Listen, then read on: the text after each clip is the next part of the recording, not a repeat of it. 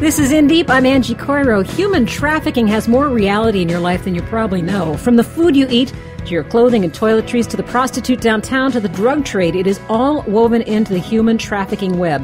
Who are the players? Where's the money going? And who's fighting it? How? That's all coming up on In Deep.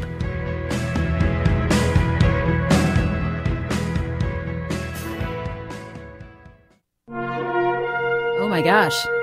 What is that we see over the horizon? It's got kind of plummy-colored hair. It must be. GottaLaff! GottaLaff is our demented sidekick, Buttercup, who apparently has just been goosed as she considers the need to filter through the news for us and tell us what she found this week. Buttercup, hello. Hello. I've been so busy. I'm trying to start my own super PAC, and I thought I'd call it Give Me All Your Money So I Can Buy Elections USA. Wow, that's like a disclosure and a name all in one.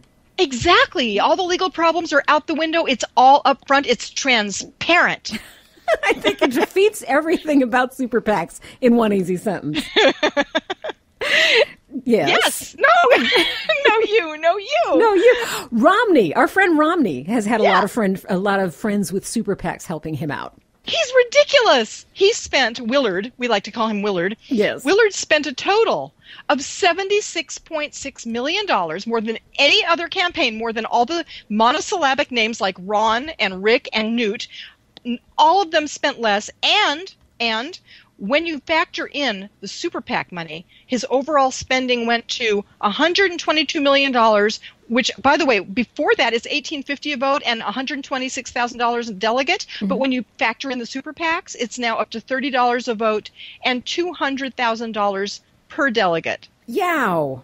Yikes. And this is the guy that gets all over President Obama for being a big spender. You know what we can comfort ourselves by telling us that even as they're writing those checks, everybody in the PAC and all the rich people are going, this is the guy we have to support? That's right. Ew, we have to hold my nose and write this check, and it's going to be a boring check because even writing his name puts me to sleep. Although Anne has kept us awake this week.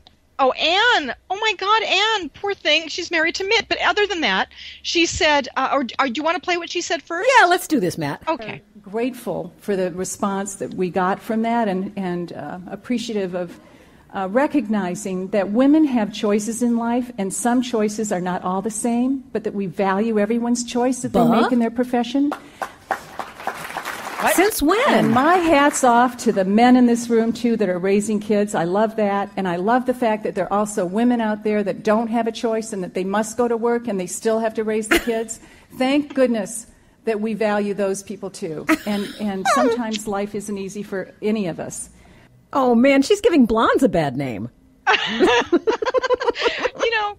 Poor things. First of all, she talks about choice and then not choice. So I'm really, her quote, I love the fact that there are women out there who don't have a choice and they must go to work and still have to raise kids. Thank goodness that we value those people. Imagine if Michelle Obama had said anything like that. Yes. And if you just think about it, pushing her dressage aside and her two Cadillacs aside and her household, she couldn't have household help for many, many years aside. Anne is just like us. Yes, she is. I never realized I had such commonality till you stripped that all away from her.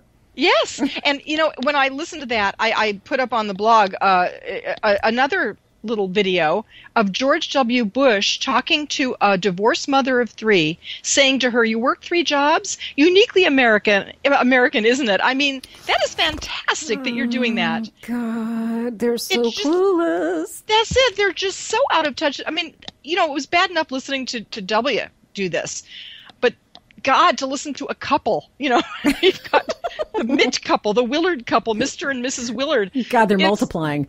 Horrible. Oh, God, they are. You have something ready to bring to us that I'm so pleased you're bringing to us. It's a distortion of history that we are about to fix, GottaLaff. Yes, indeed. I have been posting a Keith Olbermann MSNBC countdown video for a long time now about the origin of the word teabaggers. Who coined that word? And you know who it was? It wasn't us. It wasn't us libs. It was the teabaggers themselves who did that. National Review Online said it began on tax day, April 15th, I'm guessing 2009, when the Tea Party organizers asked people to send tea bags to the Oval Office, and on those they were supposed to say, "Teabag the fools" in D.C. Yes, I remember that. Yes, and since then there have been signs way back in the early Tea Party days, and I have on my site 2 of the signs: teabagging for Jesus, which I'm sure he appreciated. Well, it'd be a little hard to do that. And teabag Obama, and teabag the liberal Dems before they teabag you was the one that Keith Olbermann cited. Oh, now, man. Let's fast forward now to this year, and we've got a new book by Robert Draper, Do Not Ask What Good We Do. And in that book, he talks about, and you'll excuse the expression, John Dingell, 85-year-old Michigan Democrat, who is no fan of the Tea Party, and he wanted to refer to them as teabaggers. He was referring to them as teabaggers.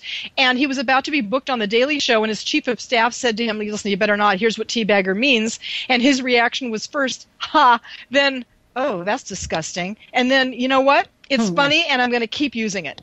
Whoa. Go John Dingell. Absolutely. And with having set the international historical record straight, it wasn't the libs. Thank you, GottaLaff. It's always a joy. No, thank you. I love that one. GottaLaff. You can find her work at thepoliticalcarnival.net and on our site, indeepradio.com. This is In Deep. I'm Angie Coiro, and our topic this hour is human trafficking. The next morning, I went to an office where I sat down for an interview with a woman. The interview had lasted about 10 minutes when 2 men entered the room and dragged me away to a car. I was screaming and resisting. I was taken somewhere blindfolded, then raped many times and beaten because I was resisting. I was drugged with heroin. All my things were taken, and I was forced to wear sexually provocative clothes. I was forced to do prostitution in Ljubljana for about 4 months. I was repeatedly threatened in order to obey them, especially by the life and freedom of my little sister. And I was constantly reminded how easy it is for them to put her in my place. That is a voice from a United Nations hearing on human trafficking, and it's horrific as that story is. I'm afraid I can't tell you that it's rare. Human trafficking is all around us. It ranges from a single prostitute on the corner who answers to a pimp all the way to large networks that stretch across international boundaries. People who are smuggled in, if they make it in alive because of the conditions that they are smuggled in, they are forced into working as labor, be it in sweatshops or private homes or as prostitutes. Obviously, they don't have any police protection because so much of this is done undercover. And many of them, as you just heard from the woman addressing the United Nations, they are trained that their own lives and the lives of their loved ones are in danger if they disobey. So how extensive is the problem of human trafficking, and what is being done about it? What can be done about something that's almost as old as prostitution itself? We have quite a number of people set up to talk to you this hour about many aspects of this, and I want to introduce our main guest, who's the author of a new novel called Step Over Rio. Martha Braniff is with us here on the line, and Martha is joining us from Houston. Hey, Martha. Hey, Angie. And I'm going to address you as Marty because I know that that's your preferred name. Thank you. Marty is the co-founder of the Texas Court-Appointed Special Advocate Association, and she's also worked with the National Court-Appointed Special Advocate Association, and Step Over Rio is her first novel. She's worked founded Houston's Child Advocates, Inc. So, Marty, you've taken a lot of your nonfiction knowledge and nonfiction experience and put it into novel form. I want to ask you about the woman that we just heard and the experience that she describes. These are the kind of incidences that you have discovered happen over and over again, whether the ultimate outcome is that person becomes a prostitute or that person becomes basically an indentured slave. That is correct. And as far as the women and girls who are trafficked, the voice of that woman sounded a little bit older, but the average age of a trafficked young girl is 12 to 14, and that's true internationally and domestically. So when these children are taken, they are raped many times over, and then most of them are forced to work the streets or work in what one of the prosecutors in Houston calls a rape barn, where they're literally in stalls in a warehouse somewhere, and they have to turn a minimum of 15 tricks a day, and if they don't, they are beaten. Of course, you just mentioned that their families can be threatened, and other people that they care about, that are even girls who are with them, can be threatened. The girls who are in this kind of situation witness other girls who resist being seriously tortured and even murdered. So it is a horrendous situation. Over 80% of the sex traffic victims nationally and internationally are women, and over 50% of those are girls age 12 to 14. When we talk about the girls coming in at that age, let's focus for a moment on those who come into the country. How are they getting in here? Well, like in my novel, they're getting in trucks. They're escaping poverty and bad situations in Central and in South America and in Mexico. The image of these people wading across the Rio Grande is probably a little outdated now. Most of the transportation is across the border in trucks. If they're coming into the States from international sources, I can tell you for Houston, the Houston Ship Channel, bringing them in those giant cargo boxes is another source.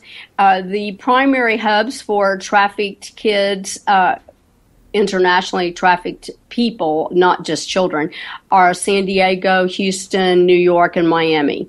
Places that have big ports and also are close to the border. One of the things you and I discussed as we were preparing this show really underlines what a commodity these people are, as opposed to being treated as humans. They are commodities. And that is, for those who need to come through any kind of checkpoint, if they have to scatter, when the smuggler gathers them all back up together, it's not really that important to the smuggler that each and every one be present. Some of these people can be just left behind and die in the desert. Yes, they can. And if you talk to border control agents, you hear really horrendous stories about people that have died, usually of dehydration.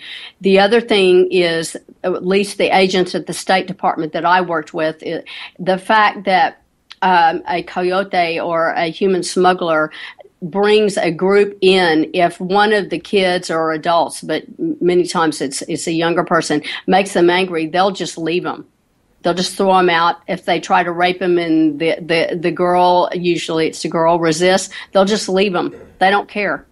Because there's an unlimited number of these kids that are waiting back in their countries to get in here. And the person who's doing the smuggling is kind of making money at every turn. First of all, they make the money when they're smuggled in because the families believe they're paying for their child, in some cases, to get into a better living situation and a good work situation, a better economy. And then, of course, they have the chance to get paid on the other side if they're selling the person, or if they're keeping them as a prostitute, they're going to get paid again and again and again. Absolutely. In fact, the mayor's anti-gang director here, who's now in Houston, Sheriff Garcia, said to me, when you sell a drug, you sell it once. When you sell a kid, you sell her over and over and over. So the cartels, of course, figured this out fairly quickly. The cartels are very involved in this, as are street gangs, are other organized crime entities in the United States, and some very legitimate people who are funding this from afar. Marty Braniff is the author of a new novel that's out, Step Over Rio. It is fiction, but it is based on her very real-life knowledge of the human trafficking trade. Marty, let's talk for a minute about who gets trafficked. You've already mentioned kind of parenthetically that it's not always girls, it's boys too. It's not always kids, it's adults too. So it seems like almost every walk of life can have someone involved here. Let's talk about adults who are being smuggled. Are they targeted for labor? Are they targeted for sweatshops? What are adults targeted for? The adults that are brought into this country are targeted for ranches, citrus fruit plantations, restaurants, factories. We saw that factory, I can't remember, somewhere in the Midwest. It was a big meat packing factory that was closed down, was operating almost all with trafficked victims. And again, it's the same thing, Angie. Their families are threatened. And the other thing they do with the families, say if some adults or just laborers are coming into the country and being trafficked in, they think that when they get here, they're going to earn money and have freedom. But what they find out is that they have to pay room and board. They usually have to pay the trafficker back more money than they've already paid them, and they are literally enslaved. They are not allowed to leave the compound, the ranch, the restaurant, wherever they're working. One of the agents here in Houston told me that they found a bunch of teenagers in a big trailer behind a restaurant here, and they were handcuffed to their beds. So they work their shift, they go back, and they literally are treated like animals. And so those are the main industries. Oh, the other one is massage parlors, but that usually translates into the sex trade. So, Marty, you're talking about the restaurants that employ these and the ranchers that employ these. So there are, quote unquote, legitimate companies and legitimate people who are very much part of what otherwise is an entirely criminal enterprise. Yes, and I heard, but I can't remember the name of the company that owns a huge number of citrus plantations, but there were several raids where trafficked people were found working on the plantations, and the CEO of the company's response was, well, we just use a labor broker who brings these people in. They all have visas. We think they're legal, and so we don't have anything to do with that. Well, so it's plausible deniability is what they've got. Yes, it is. Exactly. And they are able to secure forged documents so that the majority of the people that are brought in to work in these larger enterprises particularly have got forged documents. And this really points to how difficult it is to wrap your mind around the whole of human trafficking, because we're talking about the cartels and we're talking about the organized businesses. But human trafficking is also, the local pimp who's got 3 prostitutes out on the corner. As you put it to me, human trafficking is forced use of a human against their will. That's what that comes down to. Exactly. And when we see a prostitute out on the street, do you have any idea what the odds are that she's in a trafficking situation, that she's doing this against her will? If you see an underage prostitute, the odds are probably, 100%.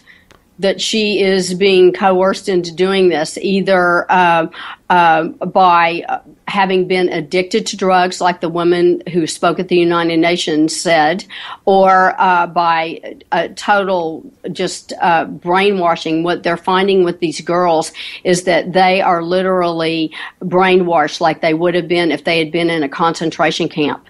So that they are so... what would be the best word? Fused to the perpetrator, to the pimp, that they are doing what they're told.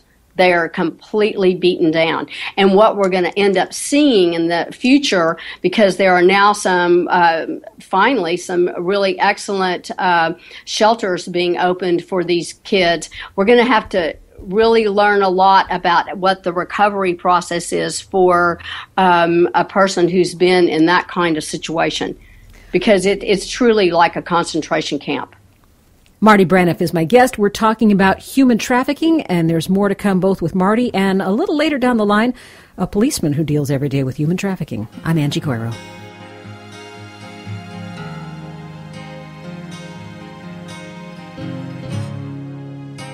My name is Masha Allen. I'm 13 years old and I live near Atlanta, Georgia with my mother, Faith Allen.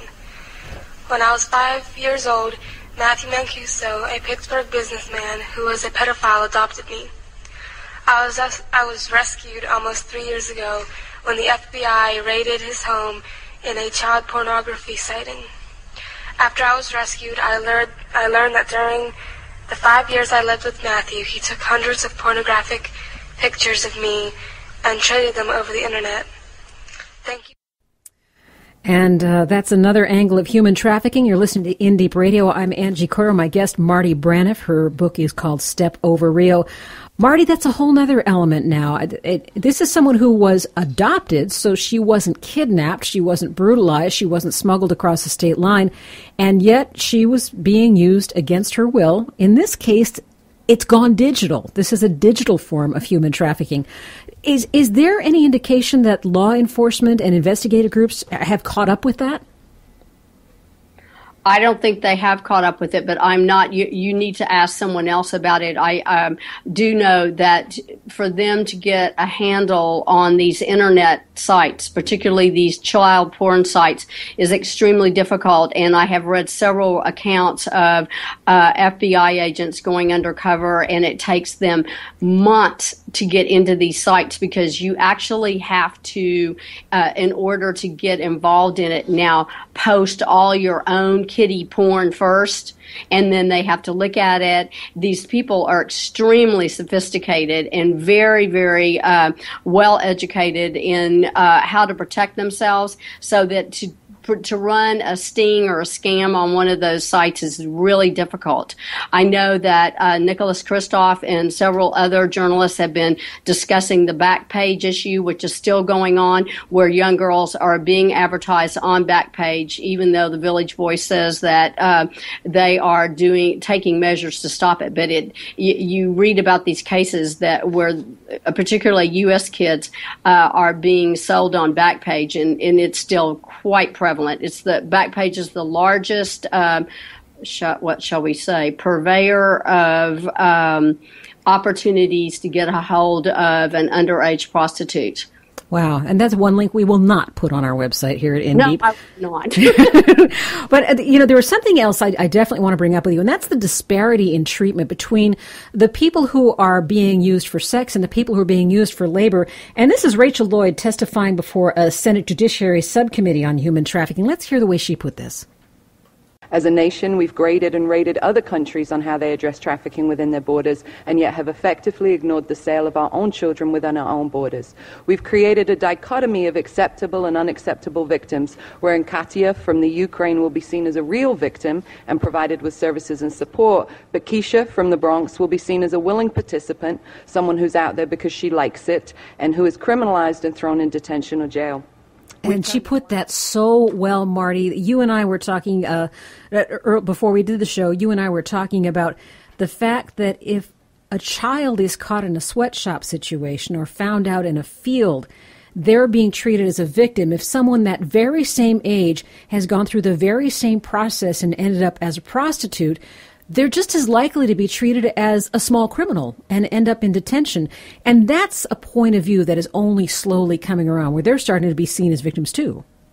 There's some really exciting things happening here in Houston. I think it's the first in the country. One of our juvenile judges has created what is called the Girls' Court, and they are looking at these cases very carefully as these young kids are coming into the juvenile system, and they are going to be able to refer only 30, though, but refer 30 girls to this new shelter that is being established here through a joint effort of several of the churches and some of the other advocacy organizations. It's called Freedom Place, and you might want to get online and check it out. It's probably going to be the largest shelter in the United States. And the tragedy is that it's only going to hold 30 girls. But the fabulous thing is that it's going to be a model and a first step for it to happen other places. There are shelters nationwide, but I don't think any of them are going to have this outstanding referral system that the courts are going to use,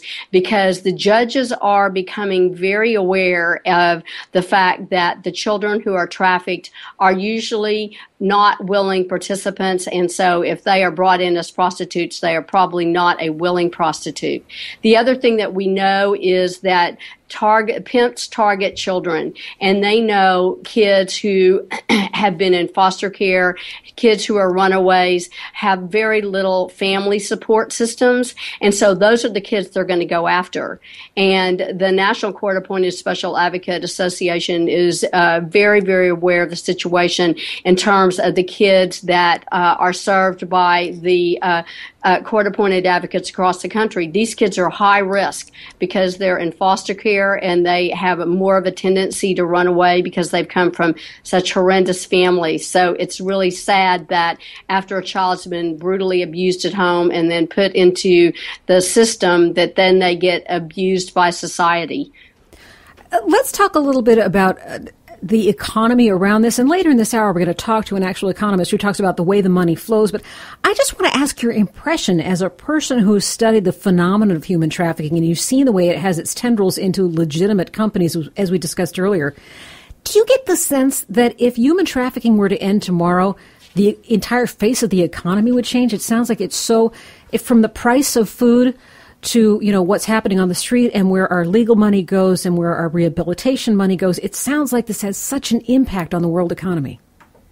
I really believe it does. And my sense of this is that is probably one reason why certain corporate entities do not want to see any of our immigration laws toughened, because there are vast benefits from having not only trafficked labor but cheap labor in this country.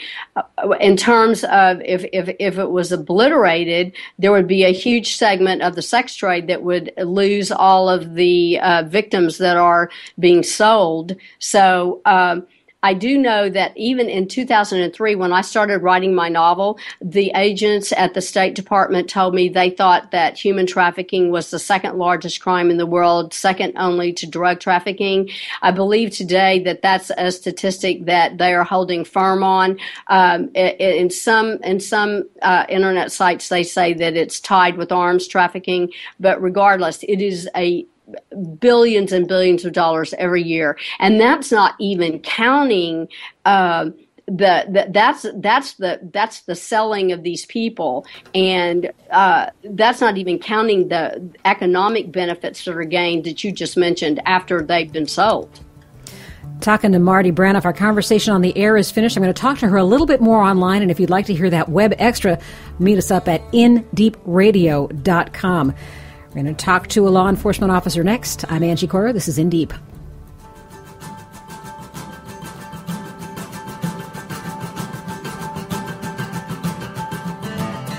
In Deep Radio is a production of TalkBack Media. We are supported in part by our listeners. TalkBack Media produces discussions on key political, social, and cultural issues, available for live digital audio and video venues. Learn more online at indeepradio.com. And if you are in a position to help us keep on the air, click one of the PayPal links on the side of the page. One-time gifts or a small monthly donation, whatever works for you. We appreciate it. Thanks.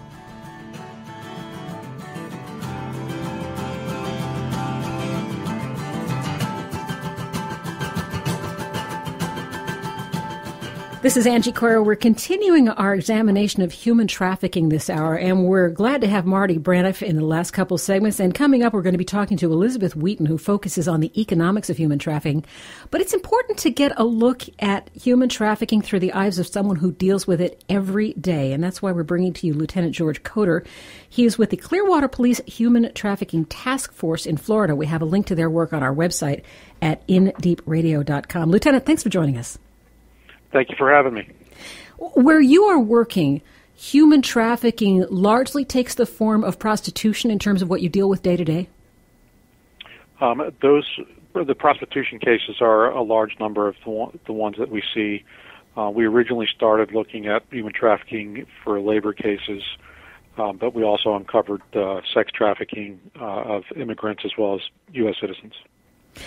Is it difficult for you to realize when you're looking at a woman or a man who's selling their services on the street, whether you're looking at someone who is an informed adult who is taking on the risk of breaking the law themselves, or someone who's actually in a slavery situation where they're being forced to do this. How do you make that call? That's the big challenge. Most people, if you were to be victimized of a crime, you're going to call 911 and law enforcement's going to react to your call. We're going to come out. You're going to cooperate and give us information to help solve the crime. Where these victims, very rarely do they escape and very rarely do they call 911. They're in fear of law enforcement. They're in fear of their trafficker.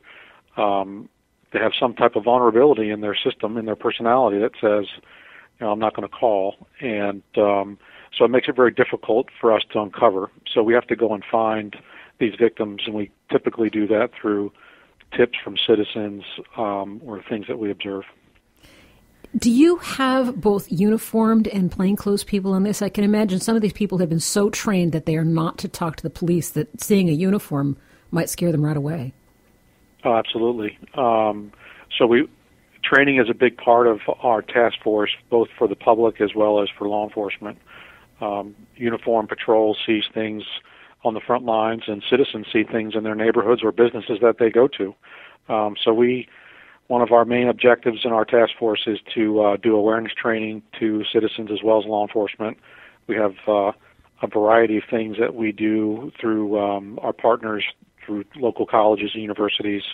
So we have some online training for free. We do 1-hour training groups at like the Rotary clubs and church groups, up to a 4-hour block of training, up to an 8-hour block of training, and then we even have a 3-day advanced investigator course that we help develop. So there's a lot of different aspects to it, and that's a big part of my job is to do that community awareness and training with law enforcement. Can you think of one particular victim that the task force has worked with and kind of walk me through that person's story so that we can understand, how they got where they were, how the task force intervened, and how you helped them, what became of them? Sure. One of our first cases, and it'll be a sex trafficking case of a juvenile who was an immigrant. She was from a poor village in Central America. The trafficker recruited her from her family to say that he was a person who had bars and restaurants in America. He was very successful, convinced the family to give the girl up to come to America to work in a bar or restaurant. Once she got here, everything changed, and she was forced to work in a strip club and forced into prostitution and sex trafficking as a teen. She was basically a sex slave of that trafficker as well as other men. She was pregnant, and they dumped her off in Clearwater because they didn't want to have to deal with a pregnant girl and just was not of use to them. So we rescued that girl, and she was cooperative, and we were able to, through other evidence and another victim that was uncovered in another city, was able to connect the dots and got a conviction on this trafficker who's now in federal prison.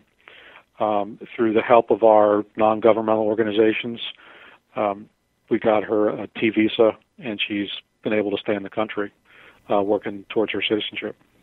Wow, that brings up so much. I'm thinking when you rescue the victim, it's almost like the beginning rather than the end of the story, because you're probably dealing with people who have widely varied levels of education, whether they can speak English, whether they have a saleable skill so they can become part of the market here. That's where the NGOs come in? Absolutely. We can't do this without them. Law enforcement is not... We're not built to take care of a victim for long term, and in that particular case, or in other cases, we take care of victims for up to a year as it goes through prosecution, and they're provided food and shelter and medical care and legal care from some of our attorneys that work in the NGO world to get them through the visa process and to get them status in the country. So there's a whole host of organizations that we recruit and partner with, and right now our task force has well over 300 names and organizations that we partner with, because if I find somebody in the middle of the night and I need somebody's help to help this victim, I want to have a network of services available to help this person when they're at their most need. Because we get these victims with this to close on their back. They have no place to go. I'm talking to Lieutenant George Koder, Clearwater Police Human Trafficking Task Force. I wonder, when you're dealing with the various kinds of human trafficking victims, do you have a grasp on what percentage of these are the victims of individuals, cowboys, small-time operations, and how many of them are part of a larger network? For example, the story you told, you connected it up with another victim in another state. That's hard to say. I mean, there are cases throughout the country involving just mom-and-pop organizations to traditional organized crime, where it's the Mexican cartels or Asian organized crime, Russian organized crime. So there's a lot of, it's hard for me to put a percentage of that, but we've seen cases involving mom and pops, and we've seen cases involving organized group that was working out of 4 different cities in the state of Florida, constantly moving women from place to place, that had brothels set up in the different cities, and it was fairly organized to keep the girls from not knowing where they're at, and keeping law enforcement not able to track where they're at because they keep moving them. But certainly some of the research has said that organized crime is becoming very popular. Human trafficking is becoming very popular with organized crime because you can resell a person over and over again, where a gun or a weapon or drugs is sold and it's consumed and it's gone. But a person, you can use a woman for labor during the day and sex in the evening, and you can use them 7 days a week, and there's a lot less risk to the trafficker for prosecution with human trafficking than there's drugs. What happens when a woman ages out of her usability as a sexual commodity? What if the task force doesn't intervene? What becomes of her? There's a variety of things that since it's so underground, that person could just find some other place to live with maybe another family or friends that they've encountered as they get dumped off. Sometimes they're recruited to work in the organization, that they feel like they have nothing else to do and nowhere to go. Then they become a part of the organization as a trafficker, and they control the other women. So sometimes they become criminals. They leave the life of a victim and they become the criminal as they get older. We certainly have had cases where the traffickers are women. Everybody thinks that they're going to be men, but there are women traffickers who control the other girls and are part of the organization. It's interesting. That brings in all the psychological considerations that once you are abused, it opens you up to becoming the abuser. So it sounds like another manifestation of that. Sure. Well, this has just been illuminating. I really thank you for the time so much, and I appreciate the work that you're doing down there in Clearwater, and we will put a link to your work up on our website. Thank you. Thank you so much.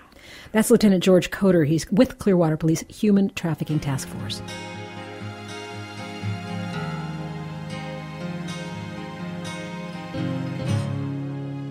You're listening to In Deep. I'm Angie Coiro, and you just heard yet another voice from the front lines of human trafficking. We've been talking this hour about the way that human beings get sucked into a market that they've had no choice in. They move into sweatshops. They move into labor situations. In many situations, they've moved into prostitution, be it local, national, international. It's time to turn our attention to the money around this issue. How does the cash flow? Are there huge organizations involved? What about when it's just one person and 3 prostitutes? We're bringing in Dr. Beth Wheaton. She's an economics lecturer at Southern Methodist University in Dallas, Texas, and she's been studying labor economics and economic development, focusing on child labor and the economics of human rights. She's the founder and president of Equip the Saints. Now, that's a nonprofit consulting organization that works to strengthen nonprofits worldwide. And last year, Equip the Saints created the North Texas Human Trafficking Database. And Equip the Saints acted as the liaison between law enforcement and nonprofit groups involved in working against human trafficking. Beth Wheaton, welcome to the show. Thanks for joining us. Thank you so much for having me on. I think the thing that we've worked so hard to grasp through this hour, in fact, even putting the hour together, we really struggle to get our hands around the intricacy of human trafficking. Just to introduce the topic, you're talking about something that ranges from a person who has a small prostitution ring to international groups that smuggle people across country lines. So let me ask you first, how does one even go about tackling the economics of this issue? How do you define the economics of human trafficking? Well, I'm sure that you've talked throughout the show about a person becoming vulnerable. And when you've got a person that's vulnerable, then that person is open to exploitation. We talk about in economics exploiting a resource. Well, in this case, you're exploiting a human being.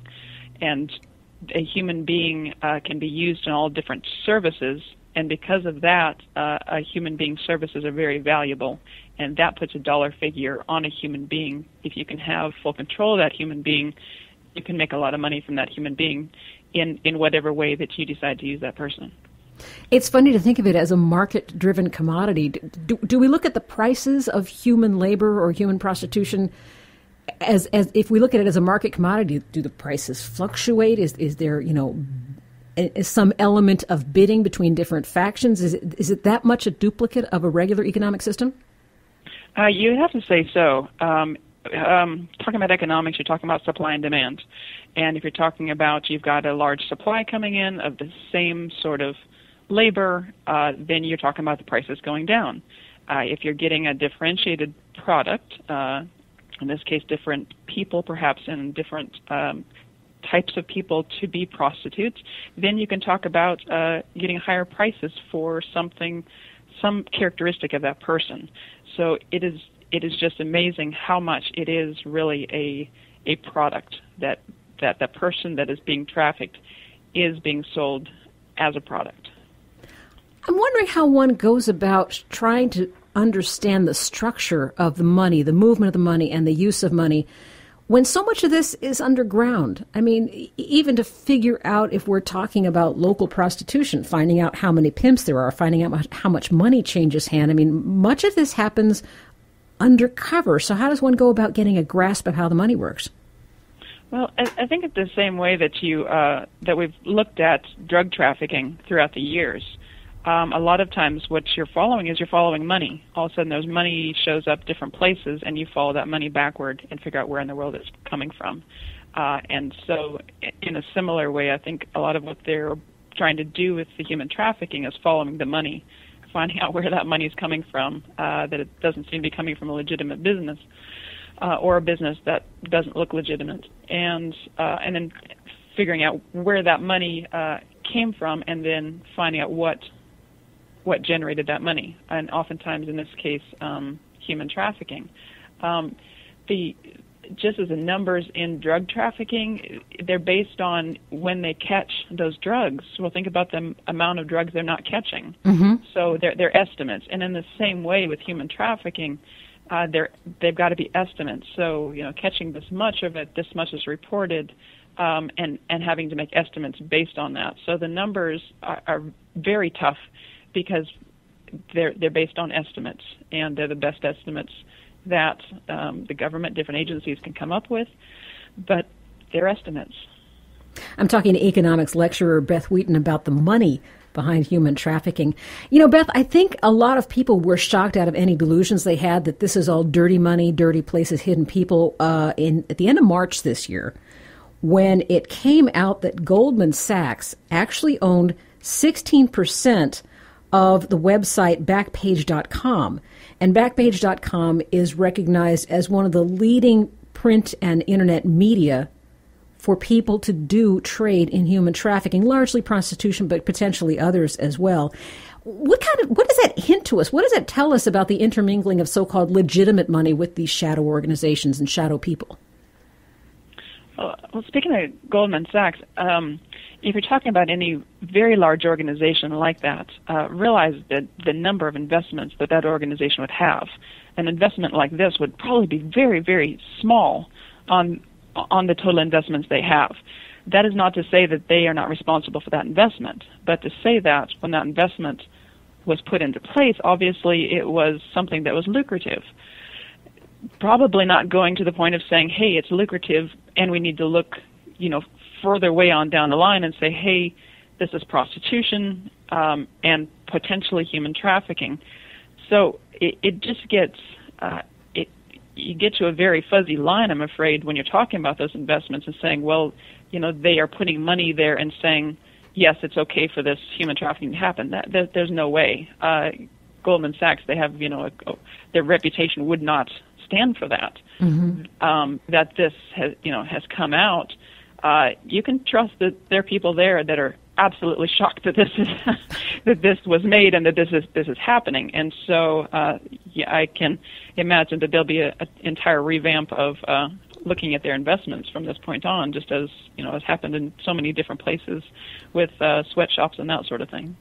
Well, I'm glad you brought up sweatshops, because that's the next area I want to go with this. If we look at what happened with Goldman Sachs making headlines because of this, and their involvement with Backpage was decried, even while people at the same time were saying, just as you did, they don't know every little thing they've invested in, every little subset of things that invests in. But there are a number of gray areas where the so-called legitimate market mixes in with human trafficking. For example, the sweatshops are employed or contracted by so-called legitimate companies. So what are some of those other gray areas where the legitimate financial world and the economics of human trafficking get mixed together?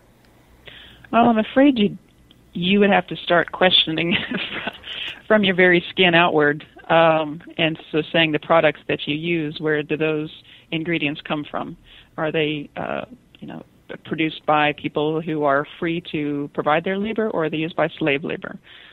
Your clothing, are they produced in sweatshops where conditions are horrible and people are paid very little, or are they produced in some place where people, again, have legitimate labor? The food that you ate any time today, the tea or the coffee that you consumed, each of those things, the chocolate, each one of those things very possibly had some slave labor in it. Somewhere in the world, perhaps not in this country, although we have fruit and things like that, surely. So anytime that you've got very large labor populations, people that need jobs, you've got this vulnerability, and it's very possible that someone's going to take advantage of that, whether it's just providing jobs at very low labor and perhaps not the best working conditions to, absolute slave labor conditions. That kind of points to what I referred to at the beginning of our talk, which is the amorphous nature, trying to get a handle on what really constitutes human trafficking. If you have people who are forced by market conditions to, pick strawberries, and their ultimate net is $2 or $3 per hour, but they're ostensibly free people who are, part of the free market, you really can't call that human trafficking. So at what point does that cross the line into saying they have no other choice? This does impinge on their rights to move about and be a free person. Where is that line? Well, and that's really the laws are getting better because the definitions are getting better. And so if you're going to go into it and say, what is human trafficking, what is human smuggling, where are the lines, those are legal lines. And the definitions, I say they're getting better. U.S. definitions, international definitions. Some countries don't really have definitions for the human trafficking. But figuring out, if you're talking about lines and you're talking about definitions, how good are the definitions to define, is this person just being used for low-skilled labor, or are they in a slave condition? And that's, as I say, it's a legal definition. And being an economist, I can't go much into the legal part of it, but it's very much, in the laws written, this is what constitutes human trafficking, this is human smuggling, and here's the difference between them. Talking to Elizabeth Wheaton about the economics of human trafficking. And she's also the founder of Equip the Saints, and that organization has the mission of strengthening nonprofit organizations, including work with the North Texas Human Trafficking Database. That's something that Equip the Saints created. And let's go to that, Beth. Equip the Saints worked as a liaison, bringing together law enforcement and nonprofits working against human trafficking, and the notes I have from you is that's during the Super Bowl in Irving, Texas. What's this connection between human trafficking and work during the Super Bowl? It's hard to grasp. Anytime that you've got a very large event, a big conference or something like the Super Bowl, athletic event, if you're talking about soccer and the World Cup, any of those times that you've got very large events like that, then there's entertainment. And part of that entertainment that law enforcement have found is prostitution, and a good part of that is trafficked.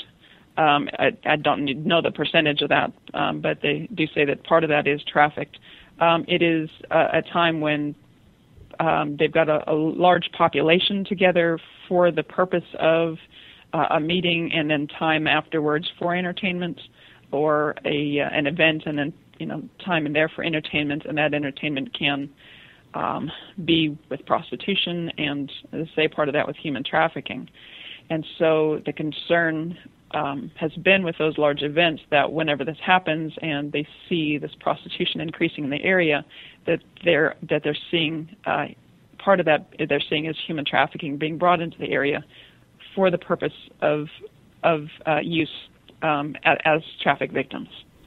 So what did, when you brought these two groups together, law enforcement and the nonprofit groups, what did they do? What was what were their actual accomplishments trying to deal with prostitution at the Super Bowl or during the Super Bowl?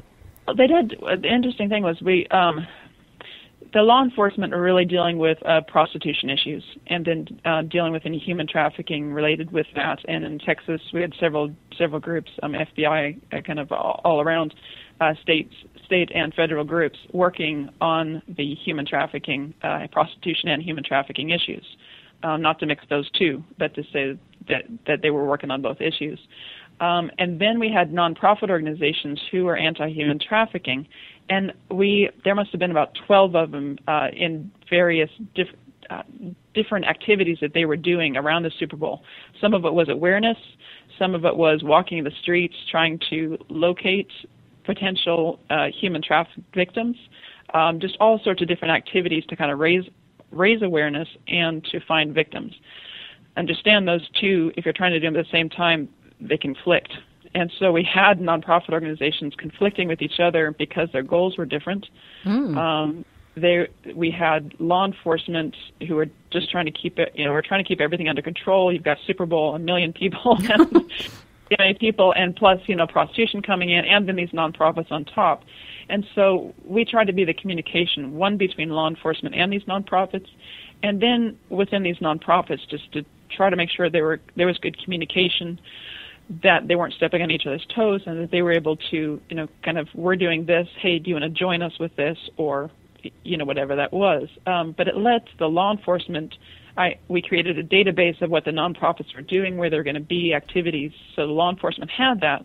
So they could always call me and say, hey, we're going to be in this area, we need the nonprofits out.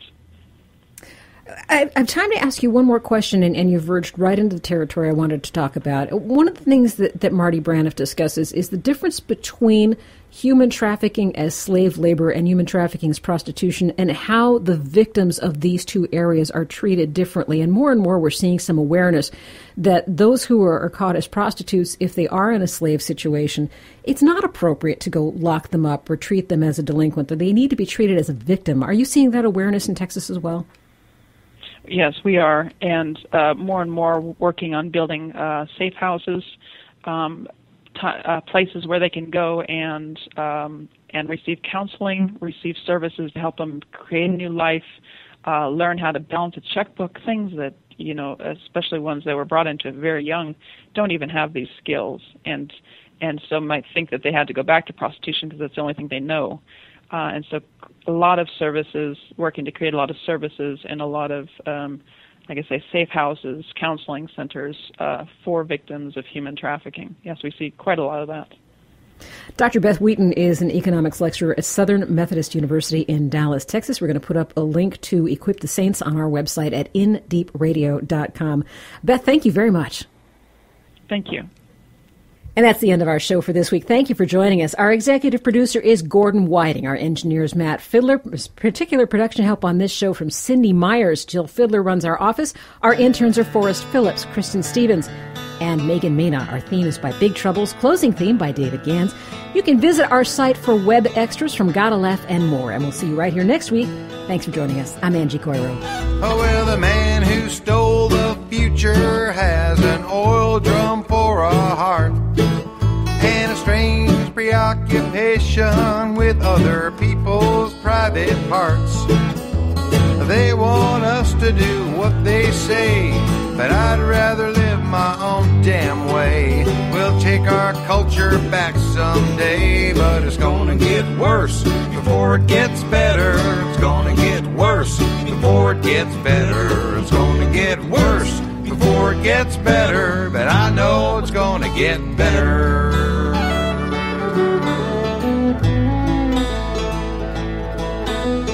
Yes, I know it's gonna get better, 'cause it almost always does.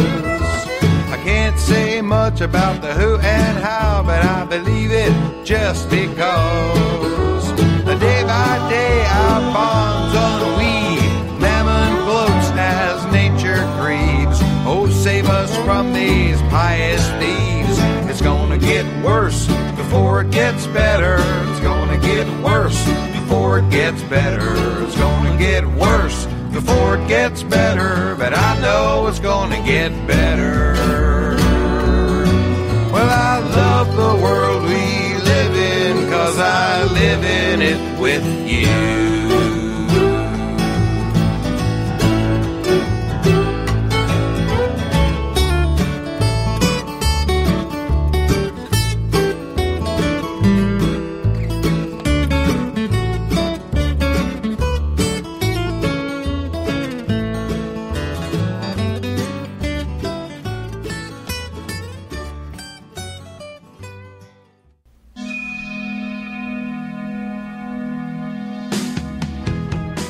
Thanks for tuning in this week to In Deep with Angie Coiro, a production of TalkBack Studios. You can get more information about us at indeepradio.com. And while you're there, you can become a member and support our work. There's a link there to contact us, too, with any questions or feedback. We're developing a series on mental health issues in our country, especially in this economy, and we'd love to have you be part of that. Please send us your topic suggestions, your stories, and your questions through our website. Click the contact button at indeepradio.com. Join us again this time next week for 2 more hours of in-depth conversation. I'm Angie Coiro. We'll see you then.